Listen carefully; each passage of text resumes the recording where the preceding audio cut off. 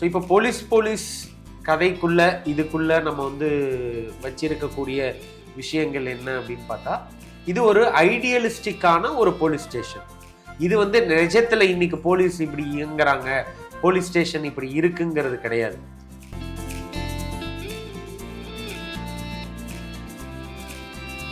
ஸ்ட்ரகிள்னு நான் சொல்ல மாட்டேன், அது ஒரு சேலஞ்சா எனக்கு வந்து இருந்தது.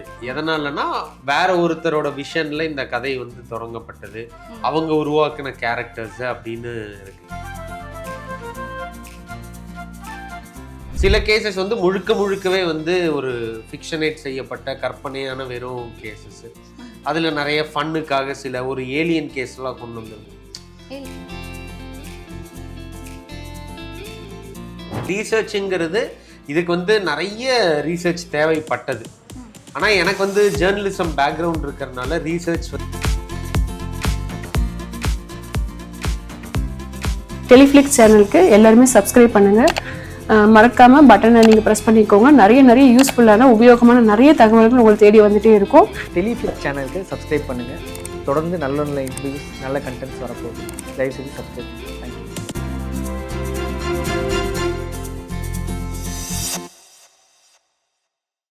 Hello everyone. இன்னைக்கு நம்ம கூட இருக்கிறவங்க போலீஸோட ரைட்டர் ஈரா காடோடி கலை. ஹலோ சார், எப்படி இருக்கீங்க? நல்லா இருக்கு. நீங்க எப்படி? நல்லா இருக்கேன் சார்.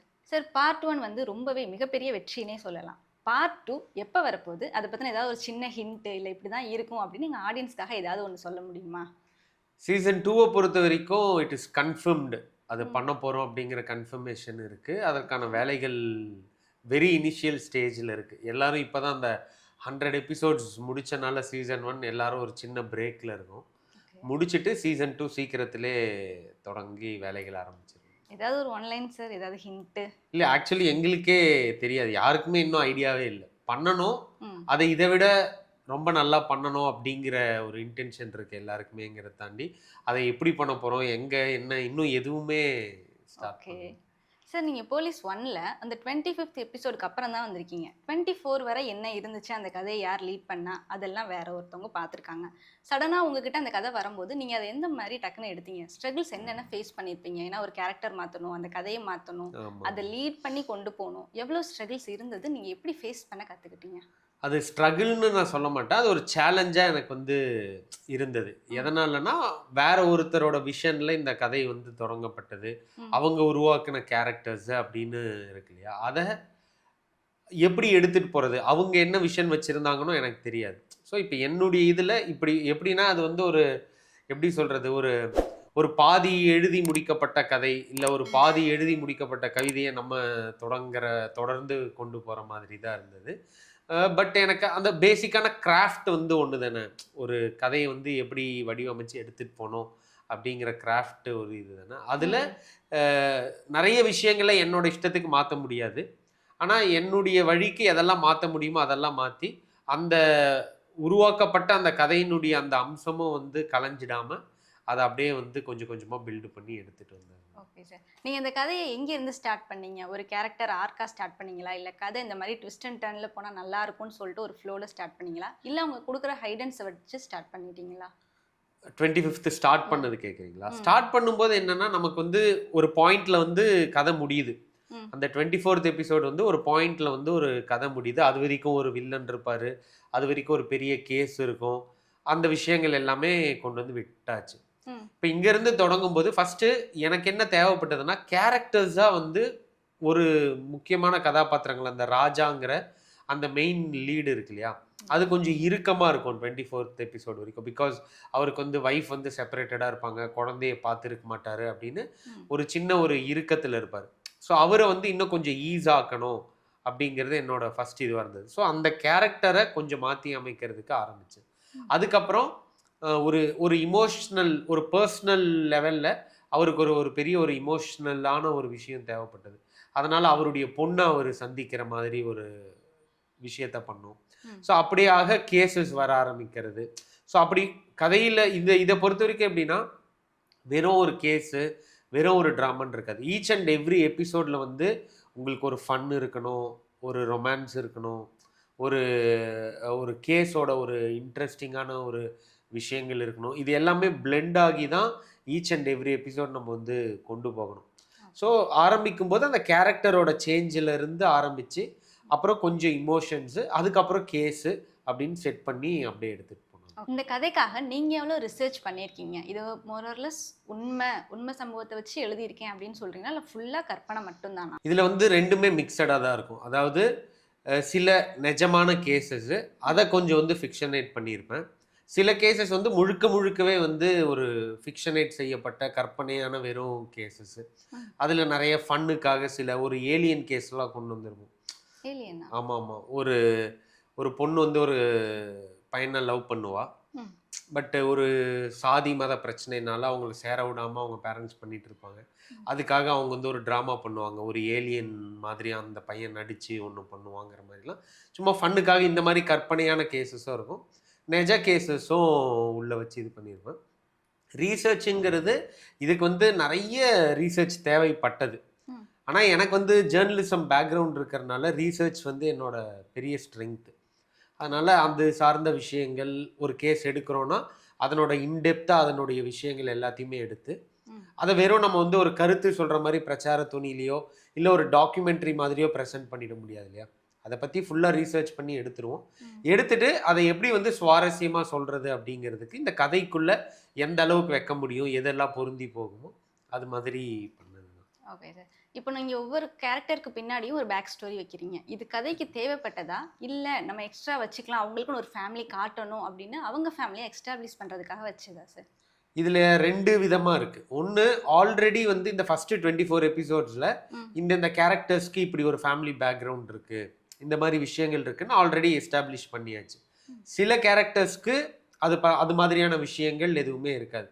ஸோ கதையோட ஓட்டத்தில் எந்தெந்த கேரக்டர்ஸ்க்கு அந்த பேக் ஸ்டோரி தேவைப்பட்டுச்சோ அதுக்கான பேக் ஸ்டோரிஸை வந்து நான் கொண்டு வந்து வச்சுருப்பேன். ஃபார் எக்ஸாம்பிள், அந்த ஹீரோயின் லலிதா கேரக்டருக்கு இனிஷியலாக வந்து அவங்களோட பேக் ஸ்டோரி பெருசாக இருந்திருக்காது. அவங்களோட ஒரு ஃபுல் ஸ்டோரி வந்து நான் வந்து உருவாக்கி கொண்டு வந்து வச்சது. இன்னும் அதிலே பார்த்தீங்கன்னா ஜீவான்னு ஒரு காமெடியன் கேரக்டர் ஒன்று இருக்கும். ஸோ அவரோடது பார்த்தீங்கன்னா இப்போ ஃபஸ்ட்டு சீசன் முடிகிற அவருக்கான கதையும் நான் ரெடி பண்ணி வச்சுருக்கேன், பேக் ஸ்டோரி. ஆனால் இந்த கதையோட ஓட்டத்தில் அது தேவைப்படலை, அதனால இந்த சீசன் 1ல் காட்டல. மேபி சீசன் 2ல் அவருடைய கேரக்டர் வந்துச்சுன்னா அதில் வந்து அவரோட பேக் ஸ்டோரி காட்டுவோம். ஸோ எங்கே தேவைப்பட்டதோ அங்கே கொண்டு வந்து வச்சது. Okay sir. இப்போ நாங்கள் சீசன் 2க்காக தான் வெயிட்டிங். அதை பற்றி இன்னும் கொஞ்சம் ஹிண்ட் அப்பப்போ சொன்னீங்கன்னா எங்களுக்கு நல்லா இருக்கும். சார், உங்களுக்கு போலீஸ் அப்படின்னு சொன்னால் ஃபஸ்ட்டு ஞாபகத்துக்கு வர்றது எது? பயம், விருப்பு, இல்லை உங்கள் கேஸ் க்ளோஸ் பண்ணுறதுக்காக என்ன வேணால் பண்ணுவாங்க அப்படின்னு சொல்லிட்டு நிறையா தாட் இருக்கும். உங்களுக்கு போலீஸ்ன்னு சொன்னால் ஃபஸ்ட்டு ஞாபகத்துக்கு வர ஒரு விஷயம் என்னது? இல்லை, எனக்கு வந்து பர்சனலாக கேட்டிங்கன்னா வந்து எனக்கு வந்து அந்த போலீஸுங்கிற சிஸ்டம் இயங்குகிற விதத்து மேலே எனக்கு நிறைய விமர்சனங்கள் இருக்குது. இப்போவும் கூட நம்ம போலீஸுன்னு சொன்னோம்னா போலீஸ்னாலே ஒரு பயம், அவங்க செய்யக்கூடிய ப்ரூட்டாலிட்டிஸு, இந்த மாதிரி விஷயங்கள் தான் வந்து வைட் ஸ்ப்ரெட்டாக இருக்குது. ஆக்சுவலி ஒரு போலீஸுங்கிறவங்க ஒரு நமக்கு வந்து எல்லாரும் சொல்கிற மாதிரி ஒரு பப்ளிக்கோட ஒரு ஃப்ரெண்ட்லியாக இருக்கணும், க்ரைம்ஸை தடுக்கணும், இந்த மாதிரி விஷயங்கள் தானே தவிர அவங்களால வந்து பப்ளிக் வந்து பாதிக்கப்படக்கூடாதுங்கிறது தான் இந்த சிஸ்டமோட அடிப்படை. ஆனால் அது அப்படி வந்து இப்போ இயங்கிறது கிடையாது. ஸோ இப்போ போலீஸ் கதைக்குள்ளே இதுக்குள்ளே நம்ம வந்து வச்சிருக்கக்கூடிய விஷயங்கள் என்ன அப்படின்னு பார்த்தா, இது ஒரு ஐடியலிஸ்டிக்கான ஒரு போலீஸ் ஸ்டேஷன். இது வந்து நிஜத்தில் இன்னைக்கு போலீஸ் இப்படி இயங்குறாங்க, போலீஸ் ஸ்டேஷன் இப்படி இருக்குங்கிறது கிடையாது. இப்படி இருந்தால் இந்த இடம் எவ்வளோ நல்லா இருக்கும், ஒரு ராஜா மாதிரி ஒரு போலீஸு, அதை முரளி மாதிரி ஒரு போலீஸு, ஜீவா மாதிரி ஒரு போலீஸு, பாவர் மாதிரி ஒரு போலீஸ், இவங்க எல்லாரும், ஏன்னா இதில் இருக்கக்கூடிய கதாபாத்திரங்கள் எல்லாருமே வந்து ரொம்ப பப்ளிக் ஓரியன்டாக கரெக்டாக வேலை செய்யணும், இப்படி பண்ணணும் அப்படிங்கிற மாதிரி, யாரும் அதில் பெருசாக கரப்டடாக இருக்க மாட்டாங்க, அந்த மாதிரி நெகட்டிவாக கிரேவாக எதுவுமே இருக்காது. ஸோ இது ஒரு ஐடியலிஸ்டிக்கான ஒரு போலீஸ் உலகத்தை தான் நம்ம காட்டியிருப்போம். ஆனால் அது வந்து நிஜம் கிடையாது. இப்படி இருந்தால் நல்லா இருக்குமே அப்படின்னு சொல்கிறது. சார், இப்போ நீங்கள் ரிசர்ச்காக ஒரு போலீஸ் ஏதோ ஒரு என்கொயரி எடுக்கிறீங்க, அது பாதியில் க்ளோஸ் பண்ணாமே வச்சுருக்காங்க, இல்லைன்னா அது சும்மா ஏதோ ஒரு கேஸ் போட்டு க்ளோஸ் பண்ணியிருக்காங்க அப்படின்னு சொன்னால் உங்களுக்கு அந்த சுச்சுவேஷனில் என்ன ஃபீல் ஆகும்? இதை நான் படத்தில் இந்த மாதிரி மாற்றி காட்டுவேன் அப்படின்னு ஒரு ஃபீல் வரும்ல, அது எந்த மாதிரி நீங்கள் ஸ்டெப் மூவ் பண்ணுவீங்க? ஏன்னா போலீஸ் சைட்லேருந்து எந்த ப்ராப்ளமும் வரக்கூடாது, ஆடியன்ஸ்க்கு அதை கன்வே பண்ணணும், இந்த கேஸை பற்றி நம்ம அப்படியே ஃபுல்லாக சொல்லிடக்கூடாது, மோரார்லெஸ் இதிலேருந்து எடுத்து ஒரு காப்பி மாதிரி கொடுக்கணும் அப்படின்னு சொல்லும்போது அதை நீங்கள் எப்படி ப்ராசஸ் பண்ணுவீங்க? அதுதான் அது கதையோட டிமாண்டு தான். இப்போ எனக்கு நான் நிறைய விஷயங்கள் இதில் வந்து டிஸ்கஸ் பண்ணணும்னு எனக்கு பர்சனலாக இருக்கலாம். ஆனால் அதை தாண்டி கதைக்குள்ளே எதை வைக்க முடியும் அப்படிங்கிறது தான் ஃபஸ்ட்டு விஷயங்கள். அதில் இப்போ நிறைய விஷயங்கள் நாங்கள் எடுத்ததுலலாம் கூட நிஜ கதைகளை எடுக்கும்போது எங்களோட லிமிட்டேஷன்ஸ்குள்ளே இந்த கதையோட நீடுக்குள்ளே எதை பொருத்தி வைக்க முடியுமோ அதை பொருத்தி வச்சோம். 100% அப்படியே இருக்கிற உண்மையை முழுசாகவும் கொண்டு வந்து காட்டிட முடியாது. ஸோ அதில் கொஞ்சம் சில இதெல்லாம் ஒர்க் எல்லாம் பண்ணி தான் கொண்டு வந்தாங்க. சார் இந்த எபிசோட்லேயே ரொம்ப முக்கியமானது அந்த ஹூக் பாயிண்ட் தான். அது முடிக்கும் போது அந்த ஹூக் பாயிண்ட் வச்சாதான் நெக்ஸ்ட் ஆடியன்ஸ் அடுத்த எபிசோட் பார்ப்பாங்க. இந்த ஹூக் பாயிண்ட் வந்து நீங்கள் கதை எழுதும் போது கதையோட ஓட்டத்தில் அப்படியே வந்துருமா, இல்லை அதுக்குன்னு தனியாக நீங்கள் ஏதாவது ஒன்று ஆட் பண்ணணுமா, ஒரு கேரக்டர்ஸோ இல்லை ஒரு சீனோ ஆட் பண்ணி தான் ஹூக் பாயிண்ட் வைக்கணுமா? சம்டைம்ஸ் வந்து கதையோட ஓட்டத்திலே வந்து உங்களுக்கு வந்து அது நிகழ்ந்துரும்னு வைங்களேன். பட் எவ்ரி எபிசோடுக்கு வந்து ஒரு ஹூக் பாயிண்ட்டு, எவ்ரி 4 எபிசோட்ஸுக்கு ஒரு வீக்கெண்டுக்கான ஒரு பேங்கர், ஒரு ஹூக் பாயிண்ட்டுங்கிறது வந்து எல்லா சமயமும் நமக்கு அமைஞ்சிடாது. ஸோ கதை ஒரு ஓட்டத்தில் வந்து நிற்கும். ஸோ இந்த இடத்துல நமக்கு தேவை அப்படின்னு சொல்லி அங்கே நிறுத்தி அங்கே எப்படி அதை வந்து ஒரு ஹூக்காக கன்வெர்ட் பண்ணுறது, இல்லை வேறு ஏதாவது ஒரு விஷயத்தை உள்ளே கொண்டு வந்து அதை ஒரு ஹூக் பாயிண்ட்டாக வைக்கலாமா அப்படிங்கிற மாதிரி தான் பண்ண முடியும். பேசிக்கலாக 2 விதமாகவும் நடக்கும். Okay sir. இந்த ஃபர்ஸ்ட் சீசனோட ஹுக் பாயிண்ட் ரொம்ப இன்ட்ரெஸ்டிங்காக இருக்கிறனால தான் எல்லாரும் செகண்ட் சீசன் கேட்டுட்டு இருக்காங்க. அதை பற்றி ஒரு சின்ன இது கொடுத்தா நல்லா இருக்கும். ஒருவேளை முடியும் போது கண்டிப்பாக சார் நமக்காக கொடுப்பாங்க. இல்லை நிஜமாலே இந்த ஃபார்மேட்டோட ஒரு இன்ட்ரெஸ்டிங்கான விஷயமே என்னன்னா 16 எபிசோடாக எழுதிட்டு போவோம். எவ்ரி மந்த் வந்து 16 எபிசோட் நான் எழுதுறேன்னு வைங்களேன். அந்த 16 எபிசோடு எழுதி முடிக்கும் போது அடுத்த 16 எபிசோடு என்னங்கிறது எனக்கே தெரியாது. ஏன்னா அங்கே ஒரு ஹூக் பாயிண்ட்ல விடுவோம், அங்கேருந்து தான் தொடங்கும். இப்போ சீசன் 2க்குமே வந்து அப்படிதான் ஒரு விஷயம். இப்போ என்னன்னா முரளி வந்து ஜெயிலுக்கு போயிருக்காரு. அவருக்கு உள்ள வந்து ஒரு சீக்ரெட் மிஷன் கொடுத்துருக்கிறதா ராஜா சொல்லியிருக்காரு. ஸோ அந்த சீக்ரெட் மிஷன் என்ன, ஏது, எப்படி அதை வந்து இவங்க வந்து சால்வ் பண்ண போகிறாங்க, என்ன நடக்க போகுது அப்படிங்கிறத நாங்களுமே இனிமேல் தான் வந்து கண்டுபிடிக்கணும். சார் உங்கள் டீமில் மேக்ஸிமம் எவ்வளோ பேர் இருப்பீங்க? இந்த ஸ்கிரிப்டை ஃபைனல் பண்ணுறதுக்கு எவ்வளோ பேர் உங்களை கூட சேர்ந்து ஒர்க் பண்ணுவாங்க? நான் வந்து மோஸ்ட்லி தனியாக தான் எழுதுவேன். என் கூட பிரதீப்னு ஒரு தம்பி இருக்கார். ஸோ அவர் வந்து எனக்கு வந்து ரைட்டிங்கில் வந்து கொஞ்சம் ஹெல்ப் பண்ணுவார். ஸோ நாங்கள் 2 பேர் தான் பேசிக்கலாக எழுதுறது அப்படிங்கிறது. ஹாட் ஸ்டாரை பொறுத்த வரைக்கும் எனக்கு வந்து இபிஸ் 2 பேர் இருப்பாங்க. நிலான்னு ஒருத்தவங்க, ரோஹித்னு ஒருத்தவங்க. ஸோ அவங்க கூட நிறைய டிஸ்கஷன்ஸ் நடக்கும். அவங்க தான் கதையை எப்படி எடுத்துகிட்டு போகலாம், என்ன பண்ணலாம் அப்படிங்கிற விஷயங்கள்லாம் சொல்லுவாங்க. ஸோ அதை முடித்ததுக்கப்புறம் ஹாட் ஸ்டாரோட ஹெட்ஸ் இருக்காங்க, பாலா சார், குட்டி சார், அவங்கக்கிட்ட நரேஷனுக்கு கொண்டு போகணும். அப்புறம் அவங்களோட ஃபீட்பேக்கு. ஸோ இது மாதிரி மல்டிபிள் லேயர்ஸில் இது வந்து டிஸ்கஸ் செய்யப்பட்டு அவங்களோட ஃபீட்பேக்ஸ்லாம் எடுத்துக்கிட்டு தான் இந்த ஒர்க் வந்து நம்ம பண்ணுவோம். Okay sir.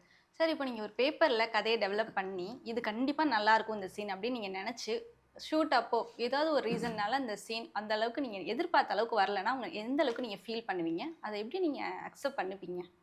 ஃபீல் பண்ணுறதுன்னா அது வந்து கஷ்டமாக தான் இருக்கும். நம்ம ஒரு லெவல் ஆஃப் ஒரு இப்படி வரணும் இந்த சீன் அப்படின்னு நம்ம ஒன்று எழுதியிருப்போம். ஆனால் due to various reasons, practical ரீசன்ஸ்னால அது வந்து கன்வெர்ட் ஆகாமல் இருக்கலாம். அது சம்டைம்ஸ் அப்படி நடக்கும். அது நடக்கும்போது என்னடா ஐயோ இப்படி ஆயிடுச்சு, இந்த சீன் நம்ம பயங்கரமாக நினச்சோமே அது அப்படி வரலையே அப்படின்னு சம்டைம்ஸ் தோணும். அதே மாதிரி சில சமயங்களில் நம்ம ரொம்ப சாதாரணமாக ஒரு சீன் எழுதியிருப்போம். அது வந்து ஸ்பாட்டில் வந்து பயங்கரமாக இம்ப்ரூவைஸ் ஆகி வேற ஒன்றா இருக்கும். ஸோ அது 2மே வந்து பேலன்ஸ் ஆகிடும். நல்லா வரும்னு நினச்ச சீனு சுமாராகவும் வரும், சுமாராக வரும்னு நினச்ச சீனு பயங்கரமாகவும் வரும். ஸோ அது 2த்தையும் அப்படியே பேலன்ஸ் பண்ணி. Okay sir. எனக்கேதாவது ஆடியன்ஸோட கமெண்ட் கேட்டு ஸ்க்ரீன் பிளேல இல்லை ஸ்டோரியில் ஏதாவது மாற்றிருக்கீங்களா? ஒரு சின்ன சேஞ்ச் ஏதாவது ஒரு கேரக்டருக்கும்? இல்லை. ஆக்சுவலி ஆடியன்ஸோட ரெஸ்பான்ஸுங்கிறத வந்து நான் அதை டுவர்ட்ஸ் முடிக்கும் போது தான் வந்து அது எல்லாத்துக்குள்ளேயுமே நான் வந்து அந்த கமெண்ட்ஸ் பார்க்குறது எல்லாமே வந்து நான் அது வரைக்கும் நான் வந்து எதுவும் டிஸ்டர்ப் பண்ணிக்க விரும்பல. என்னோட ஃபீட்பேக்ஸுங்கிறது அதுதான் நான் சொன்ன ஹாட் ஸ்டார் டீம் இருக்காங்க இல்லையா, ஸோ அவங்க கொடுக்குற ஃபீட்பேக்ஸ் தான் எனக்கு வந்து எடுத்துப்பேன். அவங்க வந்து ஆடியன்ஸோட பல்ஸ் வச்சு தான் அவங்க ஃபீட்பேக் தருவாங்க. இப்போ ரோஹித்தோ, நிலாவோ, பாலா சாரோ, குட்டி சாரோ அவங்களுக்கு வந்து ஆடியன்ஸோட பல்ஸ் வந்து ரொம்ப நல்லா தெரியும், எதுக்கு எப்படி ரியாக்ட் பண்ணுறாங்கன்றது நல்லா தெரியும். ஸோ அவங்களோட ஃபீட்பேக்கை தான் நான் எடுத்துப்பேன். ஒரு டைலாக்ல ஆடியன்ஸை போர் அடிக்காமல் வச்சு என்கேஜிங்காக கொண்டு போகிறது எப்படி சார்? ஏன்னா நிறைய பேர் சும்மா பேசிக்கிட்டே இருந்தாங்கன்னா அசால்ட்டாக ஸ்கிப் பண்ணிட்டு போயிடுவாங்க. அது நீங்கள் ஸ்கிப் பண்ணக்கூடாது, கண்டிப்பாக இந்த கான்வர்சேஷன் அவங்க கேட்டே ஆகணும் அப்படிங்கிறதுக்கு நீங்கள் என்ன மாதிரி இதெல்லாம் யூஸ் பண்ணுவீங்க? அதுதான் அது வந்து எப்படின்னா இப்போ ஆடியன்ஸ்க்கு ஏன் வந்து ஒரு கேரக்டரை பிடிக்குது, இப்போ ராஜாங்கிற ஒரு கேரக்டர், முரளிங்கிற ஒரு கேரக்டர், ஜீவாங்கிற ஒரு கேரக்டர்னா அப்போ ஒரு டைலாகுங்கிறது இப்போ எனக்கு வந்து நான் இப்போ ஒரு விதமாக பேசுகிறேன் இல்லையா, இந்த மாதிரியே எல்லா கேரக்டர்ஸையும் நான் பேச வைக்க முடியாது. இப்போ ராஜாவுக்கு ஒரு தன்மை இருக்கும், அதோட தன்மையிலேருந்து தான் அந்த டைலாக் பேசணும். முரளிக்கு ஒரு தன்மை இருக்கும் அந்த கேரக்டருக்கு, அதோட வார்த்தைகள்லேருந்து தான் நம்ம வந்து பேசணும். ஸோ அப்படி பண்ணும்போது உங்களுக்கு வந்து ஆடியன்ஸ்க்கு வந்து அது வந்து இன்ட்ரெஸ்டிங்காக இருக்கும். ஏன்னா ஒரு வெரைட்டி ஆஃப் ஒரு டைலாக்ஸாக இருக்கும், அந்தந்த கேரக்டர்ஸ் பேசுகிற மாதிரி இருக்கும். அப்போ அந்த கேரக்டர் பிடிக்குதுன்னா அவங்களுக்கு அது இப்படி தான் பேசும். இப்போ ஜீவாங்கிற கேரக்டர் வந்து இப்படி பயங்கர ஃபன்னாக பேசுவான், அவன் ரொம்ப ஒரு மாதிரி குவிர்க்கியாக இருப்பான் அப்படின்னு இருக்குன்னா அந்த டைலாக்ஸ் வந்து அந்த மாதிரி தான் வைப்போம். ஸோ அந்தந்த கதாபாத்திரங்களோட தன்மையிலேருந்து டைலாக்ஸ் எழுதும்போது அது வந்து இன்ட்ரெஸ்டிங் ஆகிடும். Okay sir. ஆனால் வில்லன்ற கேரக்டர் நம்ம ரொம்ப வெயிட்டாகவே காட்டணும். அவங்க அந்த அளவுக்கு வெயிட்டாக இருக்காங்கன்னா அவங்க பேக் ஸ்டோரி அதை விட இன்ட்ரெஸ்டிங்காக இருக்கணும். அப்படி ஒரு பேக் ஸ்டோரி நீங்கள் எந்த அளவுக்கு ஹோம்ஒர்க் பண்ணி கிரியேட் பண்ணுவீங்க? இதில் வந்து ஐராவதன் அப்படிங்கிற ஒருத்தர் தான் வந்து நம்ம வில்லனாக வச்சோம். ஐரா அப்படின்னு சொல்லக்கூடிய ஒரு சாதி அமைப்பை வந்து நடத்திட்டு இருக்கக்கூடிய ஒரு கேரக்டர் அவர். ஸோ அதுக்கு என்னன்னா, இப்போ நம்ம தமிழ் சினிமாலேயும் சரி, நம்ம சீரீஸில் இது மாதிரி நிறைய இதில் வில்லன் அப்படிங்கிறது ஒரு அரசியல்வாதியாக இருக்கும். ஒரு அரசியல்வாதினா ரவுடிசம் பண்ணுவாங்க, வெட்டுக்குத்து பண்ணுவாங்க, வெள்ளை வேட்டி ஷர்ட் போட்டு அப்படி வந்து போவாங்க அப்படிங்கிறத நம்ம பார்த்து பழகிய ஒரு விஷயமா இருக்கு. அப்போ அப்படி இல்லாமல் இந்த கேரக்டரை வந்து நம்ம எப்படி உருவாக்கலாம் அப்படிங்கிறதுக்கு சில மெனக்கெடல்கள்லாம் நாங்கள் வந்து எடுத்தோம். அது நிறைய நிஜ விஷயங்கள்லாம் வச்சு அதுலேருந்து சில விஷயங்கள்லாம் எடுத்து நிறைய விஷயங்களை ஃபிக்ஷனேட் பண்ணி அதை இன்ட்ரெஸ்டிங்காக பண்ணும். ஸோ இந்த கேரக்டர் பார்த்தீங்கன்னா ரொம்ப கான்டெம்பரரியாக இருக்கும். இன்னைக்கு இருக்கக்கூடிய ஒரு சாதி அமைப்பு வந்து எப்படி இயங்குது, ஒரு சோஷியல் மீடியாவில் எப்படி வந்து அவங்க வந்து யங்ஸ்டர்ஸை ரேடிகலைஸ் பண்ணுறாங்க அப்படிங்கிற விஷயம், ப்ளஸ் சின்ன சின்னதாக வந்து உங்களுக்கு விஷுவலாக வந்து ஒரு புதுசாக இருக்கணுங்கிறதுக்கு ஒரு கதை பண்ணியிருப்போம். அவர் வந்து ஒரு பஸ் டிரைவர் சீட் மாதிரி ஒரு சீட் வச்சு அதில் தான் உட்காருவார், அதுக்கு பின்னாடி ஒரு பேக் ஸ்டோரி வச்சுருந்தோம். ஸோ அந்த மாதிரி அந்த கேரக்டரை எந்த அளவுக்கு புதுசாக டிசைன் பண்ண முடியுமோ அதுக்கு மெனக்கெட்டு அப்படியாக டிசைன் பண்ணியிருந்தோம். Okay sir. அதையும் தாண்டி உங்கள் கதையில் பெண்களுக்குன்னு ஒரு மிகப்பெரிய முக்கியத்துவமே கொடுத்துருக்கீங்க. இது ஏதாவது படத்தில் இல்லை ஏதாவது ஒரு புக்லேருந்து ரெஃபரன்ஸாக எடுத்ததா, இல்லை பெண்களுக்கு கொஞ்சம் போல்டான கேரக்டர்ஸ் கொடுக்கணும் வைக்கணும் அப்படின்னு நீங்களாக வச்சு ஆட் பண்ணதா? இல்லை புக்கில் இருந்து ரெஃபரன்ஸ்லாம் இல்லை, பட் ரொம்ப பேசிக்கலாக அடிப்படையாகவே நீங்கள் வந்து நம்மளோட இயல்புல இருந்து நம்ம சமூக அமைப்புல இருந்து ஒன்று இருக்கு இல்லையா, பெண்கள் வந்து